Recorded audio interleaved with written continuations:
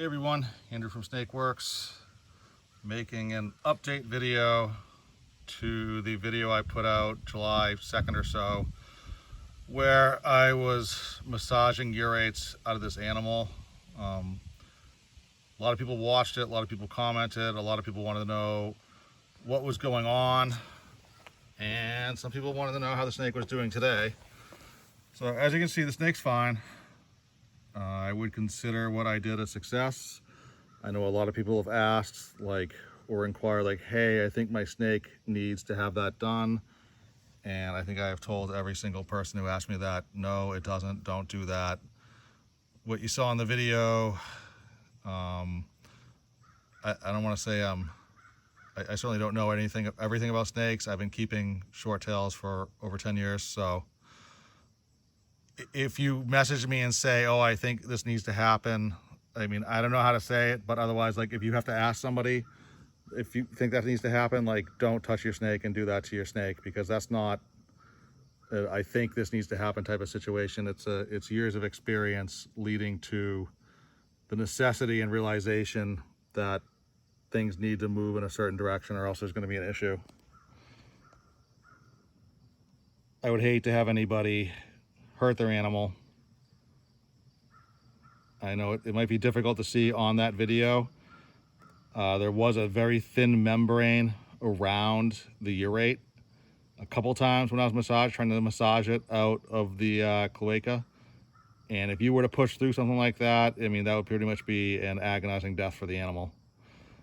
So, glad to help anybody who's interested, but it really needs to be understood that that was a last-ditch effort. This animal was sausage butting up like I've never seen an animal do before, and it was pretty clear that there was a major impaction in there. So serious business aside, she looks great. Hoping to breed this animal maybe next year. If I see more problems with her retaining that waist, I mean, I probably would not breed her, but at this point, she's like, what are we doing? We're not doing this again. She sees the phone and now I'm touching her butt. She's like, no, I'm all set with that. Right now I can feel one tiny little urate right there. And I think the rest of what I feel right here is her tensing up because she's like, let's not do this again. So immediately after taking that last video, she did have a bowel movement. It wasn't huge or anything, but take what you can get. And since then she's been eating, doing everything just fine. So it's a little success story. Different type of topic, just blood pythons in general. You see how she started moving? Sometimes they'll be really chill and then they just want to take off. They're done with you. She's a very patient animal, as you could all see in that previous video. I just had my other line bred red out here, and she's just very snarky and fast and quick, and her temperament is what I would call something for an advanced keeper. I think that animal, honestly, is beautiful.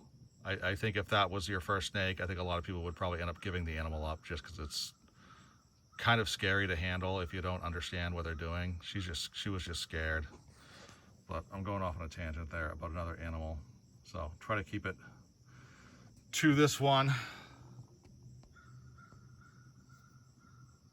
Nice and warm out here today, about 80 degrees. So I figured I could take them out and just show them off a bit.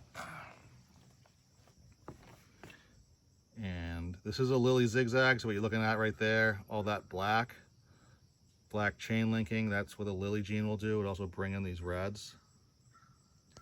I saw somebody talking online, I don't know, a few weeks ago about what the lily gene did. And I guess there's not a ton of great information out there about blood pythons and lineage and where all these things came from. Richard Crowley has a good book. I'm not sure if it really goes into who and where and how some of these genes originated or were founded or were brought into the marketplace. Rich, I'm sorry if it does say that. I'm just a poor reader and I don't retain and comprehend information as well as I used to. But I would be interested if anybody knows more about where some of these animals were imported from. Meaning I know they came over from Sumatra, but who brought them in, who got them, who proved them out, isolated these lines. I know there's probably a verbal history that goes on between people who have been doing this a lot longer than I have.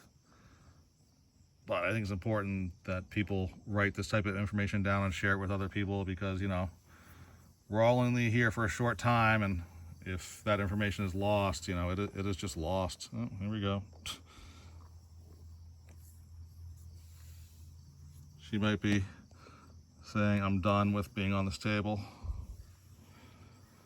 I think she's really just trying to find a place to hide at this point. All right, so I guess I'm wrapping up the video. Oh boy, it's getting heavy.